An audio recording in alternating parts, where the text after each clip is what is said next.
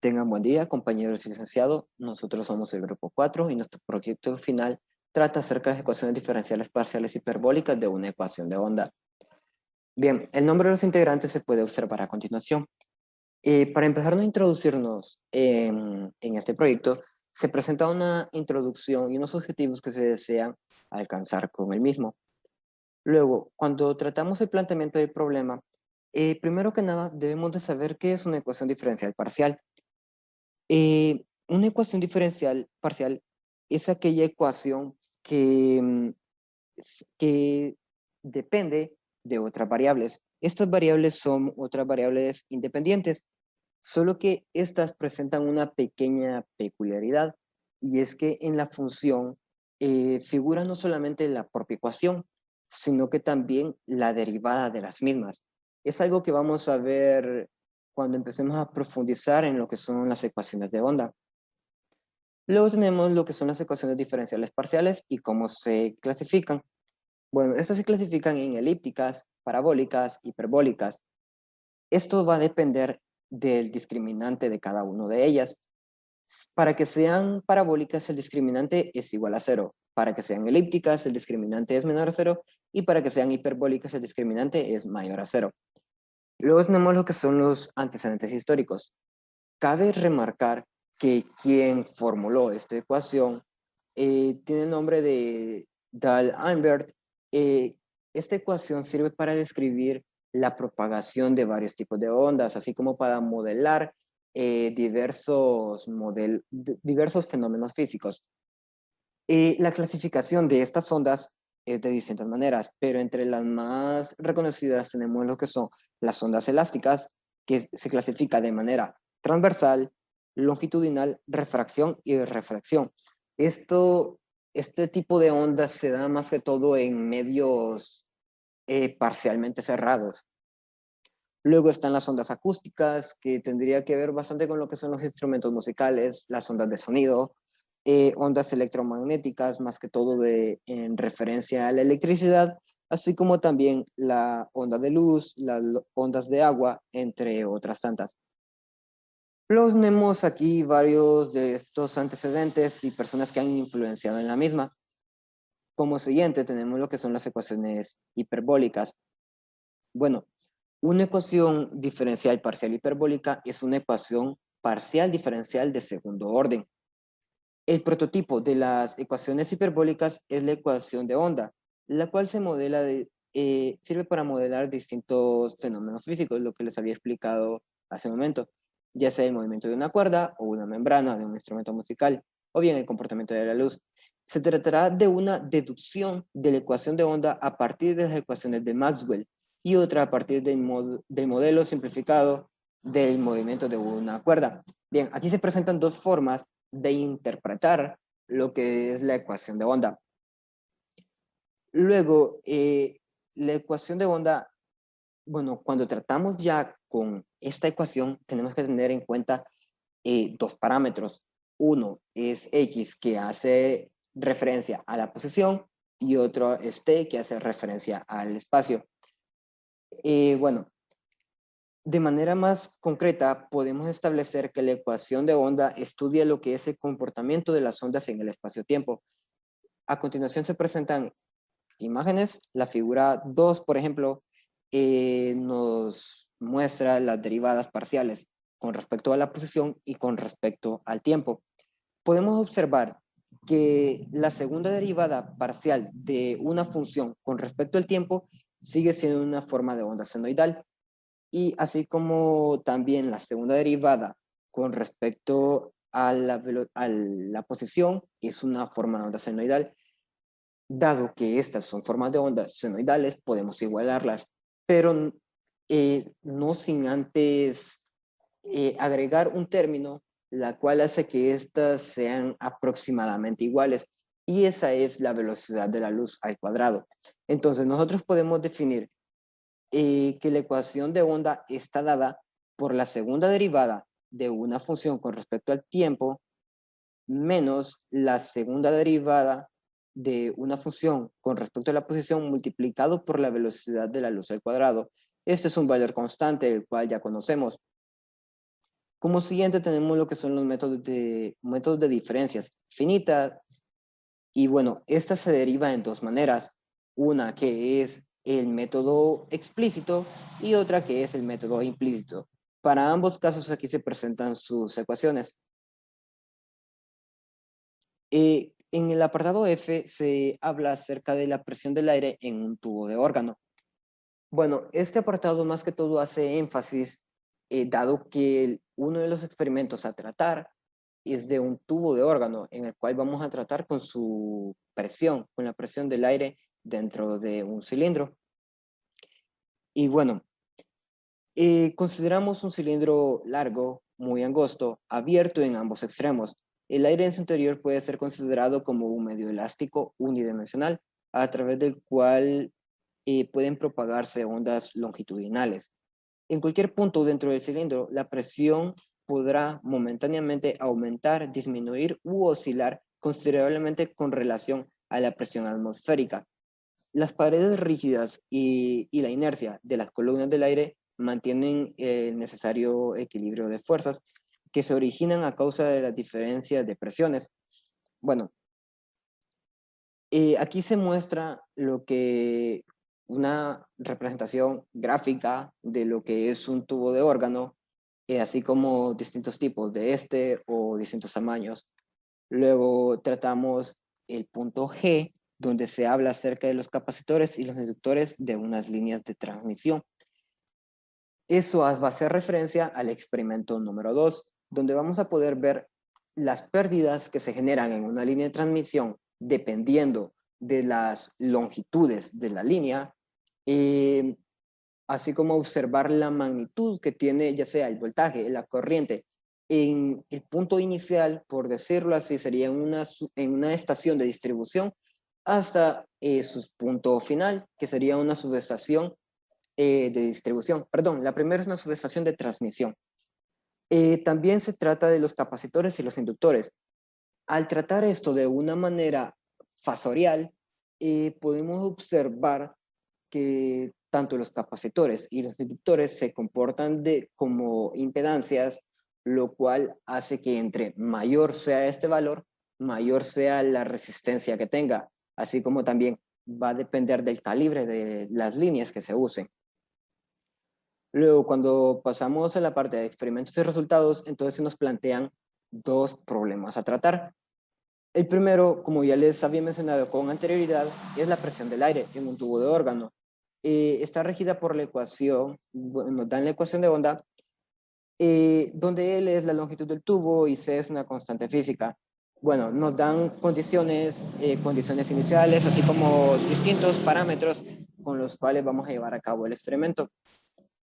Al realizarlo haciendo uso de un software, podemos observar que para una posición 0, entonces la presión es de 0, las presiones se toman como 0, tanto para un tiempo futuro de 0.5, así como un tiempo de 1. Ahora bien, cuando la posición de esta onda ya alcanzó 0.5, entonces en el tiempo se va a presentar una presión de 0.9 y a medida esta partícula vaya avanzando en este tubo y se alcance un tiempo de 1, entonces la presión va a seguir aumentando a 2.7. Dicho esto, se puede observar en la gráfica. La figura 5 muestra una forma de onda en un tiempo inicial de t igual a 0. Luego, pasando a la figura 6, ya en un tiempo de 0.45, podemos observar que se generan ciertos nodos. Aquí se generaría un nodo, así como aquí se generaría otro nodo y aquí otro nodo. Y esta sería la parte de los bucles de la onda. Lo mismo pasa, si dejamos avanzar la onda, lo mismo pasaría ya con respecto a un tiempo mayor. Aquí se generaría un nodo, aquí el siguiente nodo y aquí el siguiente nodo, generándonos así distintos bucles en la forma de onda.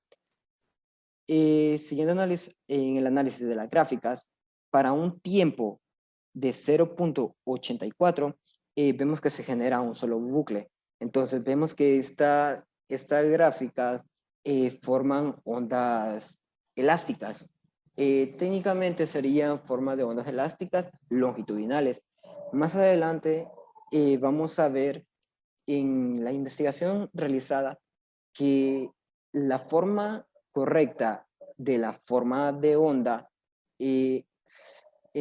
realizada en el software tiene bastante similitud. Eso sería en la discusión. Aquí podemos observar, ese sería el comportamiento de una onda dentro de un tubo de órgano. Entonces vemos que aquí se genera un nodo, aquí se genera otro nodo, aquí se genera otro nodo, y haciendo que en esta parte hayan bucles. Y estos serían los bucles que se iban formando con respecto a la gráfica 6, 7. Luego pasamos al experimento 2, en donde vamos a tratar lo que son capacitores, inductores y la línea de transmisión. Entonces, nos dice que una línea de transmisión eléctrica de longitud L que conduce una corriente alterna de alta frecuencia llamada línea sin pérdidas, el voltaje V y la corriente I se describen mediante esta ecuación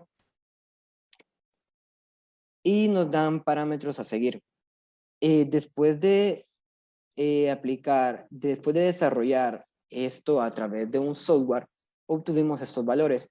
Para una posición 0, entonces el voltaje y la corriente están en 0, mientras que a medida la posición va aumentando, los tiempos van aumentando, entonces los voltajes en ese tiempo también van a ir aumentando. Por ejemplo, iniciamos con 33.99 voltios, así como un tiempo de 0.5, dado que se trata de longitudes cortas, debido a su tiempo, que una solo tiene una diferencia de 0.3, entonces no se presentan muchas diferencias en el voltaje. Y en las gráficas podemos analizar la forma de onda de voltaje en un tiempo cero con una longitud de 200 pies. Sería esta onda que tiene aproximadamente un voltaje de 104 voltios, si mal no estoy, con respecto a los resultados obtenidos en el software. Luego, a medida esta onda llega a la parte final de su recorrido, se presenta una magnitud de 60, anda rondando entre los 60 a 80 de amplitud de onda. Entonces, esta es una forma de onda de voltaje con un tiempo de 200. Sí, cabe resaltar que para obtener los resultados lo desarrollamos con los datos obtenidos, con los datos que nos daban, perdón. Mientras que para obtener las gráficas modificamos estos datos, dado que con los datos que nos daban, entonces no se podía observar en gran medida lo sucedido. Entonces modificamos sus datos, así como su tiempo, las longitudes, entre otros de los parámetros. Así como luego, cuando aumentamos la longitud a 1000 pies, entonces vemos que se producen distintas ondas, entonces ya se van generando picos en la onda. Esto debido a que su tamaño aumenta, entonces la onda va a ir generando pérdidas, por así decirlo diciendo. Luego vemos que en la figura 12 se muestra en un tiempo de 2000, eso sería el tiempo final que establecimos, su magnitud va decayendo. Y a medida que nosotros aumentemos lo que es las longitudes, entonces en la onda se van a ir generando más picos. Así como también a medida aumentemos los valores del capacitor y del inductor, eh, la amplitud, la magnitud de la onda va a disminuir. Luego, cuando analizamos las corrientes, de acuerdo también a los parámetros, obtuvimos estos resultados. Pero para la implementación del software en la modificación, entonces, con un tiempo de 1000, la forma de onda sería en su tiempo inicial, de 2000, perdón, en su forma inicial. Y luego, para el tiempo de 2000, tenemos esta forma de onda. Lo único que disminuye son las magnitudes del mismo. Luego tenemos una discusión realizada por unos compañeros que habla acerca de cada uno de los experimentos, lo sucedido en cada uno de ellos. que es técnicamente lo que les he venido hablando con respecto a los ejercicios. Esta sería la forma de onda del primer experimento. Ah, sí, en el segundo ejercicio, por ejemplo, aquí vemos una figura que es con respecto al calibre de las líneas. La corriente que haya en cada una de estas líneas va a depender de la cantidad de calibre que se esté utilizando, dado que entre mayor sea el calibre, entonces la corriente, mayor sea el calibre en número, la corriente va a disminuir. Esto debido a las altas impedancias que estas líneas poseen. Entre menor sea el número de calibre, vemos que se van a ir, va a haber más, va a tener menor amperaje. Estos datos se pueden observar en dicha imagen. Luego tenemos conclusiones que hacen referencia al experimento, que se comportó de una manera bastante eficiente, de acuerdo a lo que nosotros investigamos o esperábamos, así como también en el apartado de apéndices se presentan uno de los avances entregados, que es con respecto a dos experimentos donde nos pedían aproximar una función de acuerdo a una función real. Entonces, al calcular los errores para ver qué tan exacta, de qué manera exacta funcionaba este software, vemos que se produce un error de 0, lo cual nos dice que es un programa, una manera de desarrollar ejercicios de onda bastante eficiente. Las siguientes dos gráficas, o sea, estas hacen referencia a esos mismos cálculos, a ese mismo experimento, que es el experimento 3. Luego, lo mismo sucede con el experimento 4. Se nos pedía aproximar y nos daban una ecuación. Podemos observar que los errores son bastante mínimos y al momento de graficar lo que corresponde a la aproximación y a la función real, vemos que no hay mucha diferencia entre ellos. Por ende, podemos concluir que este programa que se implementó en el software funciona de una manera bastante eficiente. Bien, eso sería el código para el experimento 1, donde estábamos calculando las presiones del aire dentro de un tubo de órgano. Esto es ya con los valores que nos daban. Y al realizar la implementación en el software, por ejemplo, puedo mostrarles con respecto al experimento 2, cuando se estaba determinando el voltaje, al cambiar los parámetros, al cambiar varios de los parámetros, podemos observar una gráfica. Esta gráfica podemos ver cómo va variando el voltaje con respecto al tiempo, teniendo un tiempo de 3000. Esto sería un constante, por ejemplo, esta variación iría constante en toda la línea. Y bueno, eso sería todo con respecto a este proyecto.